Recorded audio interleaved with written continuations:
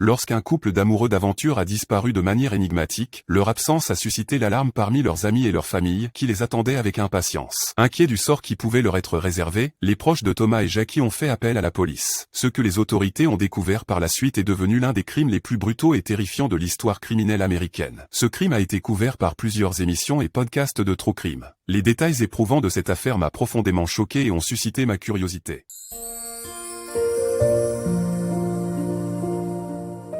Bonjour, je suis Nicolas, passionné par les histoires de crime, et je t'invite à prendre ton café ou ton jus préféré, et reste attentif, je vais te raconter cette histoire dramatique. Thomas Hawks, âgé de 57 ans, et son épouse Jackie Hawks, âgée de 47 ans, s'offraient une retraite idyllique. Ce couple était réputé pour sa félicité, sa santé et son dynamisme, ayant travaillé ardemment toute leur vie pour concrétiser leur rêve de retraite anticipée, placé sous le signe de l'aventure et des voyages exotiques. Avant de prendre leur retraite en août 2001, Thomas, agent de probation adjoint dans le comté de Yavapai en Arizona, et Jackie, belle-mère attentionnée de ses deux fils issus d'un précédent mariage, ont vendu leur maison pour s'installer sur leur Dreamboat, un yacht baptisé Well-Deserved.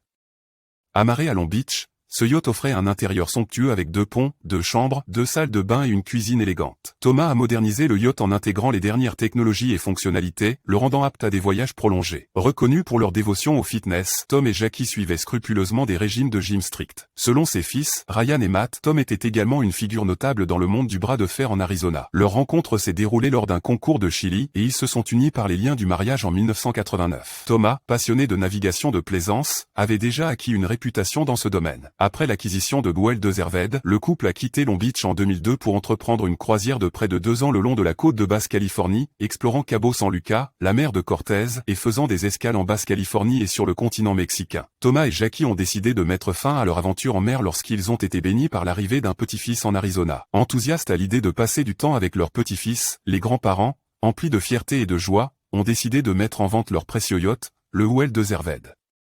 Plutôt que de recourir au service d'un courtier, ils ont opté pour la vente directe.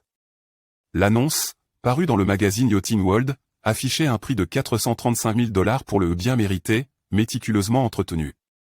Le 15 novembre 2004, le couple a pris la mer à bord de leur précieux navire pour un ultime voyage vers l'île de Santa Catalina, au large de Los Angeles, en Californie, pour marquer la vente imminente de leur yacht.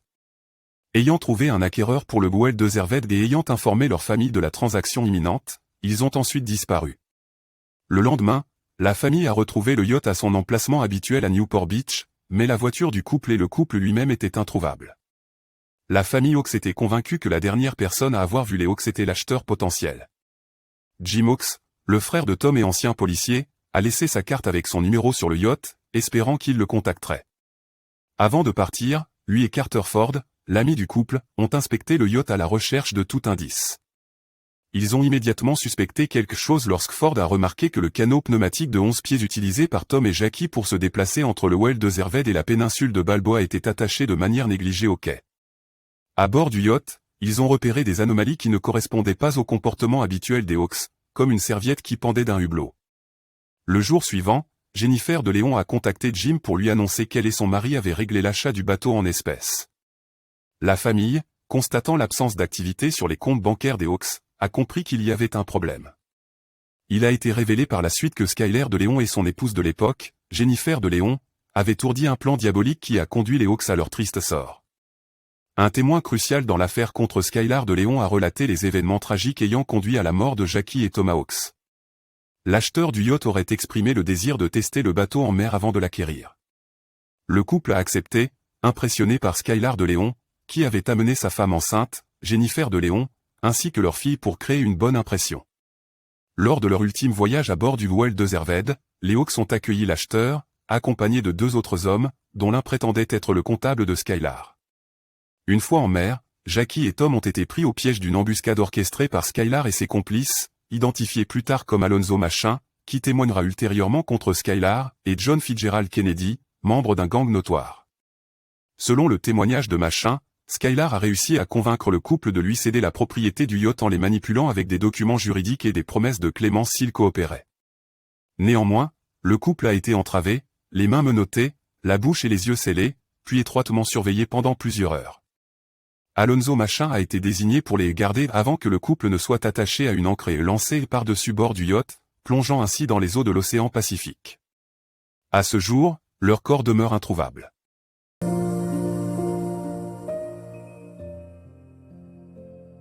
Qui a tué Tom et Jackie Hawks?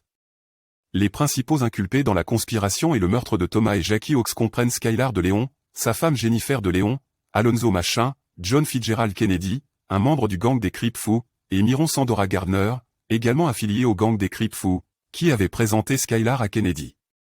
Environ 2 semaines après la disparition du couple, la famille a déposé un signalement de disparition. L'enquête sur la disparition du couple a été déclenchée par une activité soudaine sur leur compte bancaire 3 semaines après leur disparition. Les de Léon, résidant à l'époque dans le garage des parents de Jennifer à Long Beach, cherchaient à accéder aux ressources financières des Hawks. Les enquêteurs ont découvert que Skylar était en probation pour un vol à main armée. De plus, des documents suggéraient que les Hawks lui avaient donné procuration, ce qui paraissait improbable. Lorsque la police a inspecté l'intérieur du Goël de Zerved, elle a découvert un reçu de Target daté de 2 jours après que des amis avaient déclaré que le couple avait emmené des acheteurs potentiels pour un essai en mer. Le sergent détective de Newport Beach, Dave Byington, a commenté « Si j'avais l'intention de commettre un meurtre, j'aurais un kit de nettoyage avec moi. Il inclurait des sacs pour éliminer les preuves, de l'eau de javel pour nettoyer la scène de crime, et peut-être, si j'avais une conscience, des tums pour calmer mon estomac après avoir tué des innocents. » Par la suite, la police a retrouvé le 4X4 des Hawks à Ensenada, au Mexique, stationné dans un mobil-home. Les autorités mexicaines ont pris contact avec le propriétaire du 4X4, qui a affirmé ne pas connaître les Hawks et que le véhicule lui avait été donné par son ami, Skylar de Léon. En décembre 2004, Skylar de Léon a été arrêté pour blanchiment d'argent, principalement en raison de ses déclarations à la police selon lesquelles le paiement du yacht des Hawks, d'une valeur d'environ 400 000 $, avait été effectué en espèces. Malgré cela, les enquêteurs ont persévéré dans leur enquête sur le meurtre des Hawks. L'ordinateur portable des Hawks et leur caméra vidéo ont été retrouvés au domicile de Léon. La caméra vidéo, initialement contenant des enregistrements du voyage des Hawks, a brusquement coupé pour montrer les de Léon célébrant Thanksgiving avec leur famille. Machin s'est rendu de lui-même, et la police a ultérieurement arrêté Kennedy. En 2006, Jennifer de Léon, déjà arrêtée en lien avec le meurtre, a été reconnue coupable des meurtres de Tom et Jackie Hawks et condamnée à 2 peines consécutives de prison à vie sans possibilité de libération conditionnelle en 2007. Skylar et John Kennedy ont été condamnés à mort en avril 2009 et mai 2009, respectivement. Machin a écopé d'une peine de 20 ans de prison en juin 2009. C'est la fin de notre histoire pour aujourd'hui, j'espère qu'elle vous plaira et je vous invite à regarder la prochaine vidéo. Au revoir.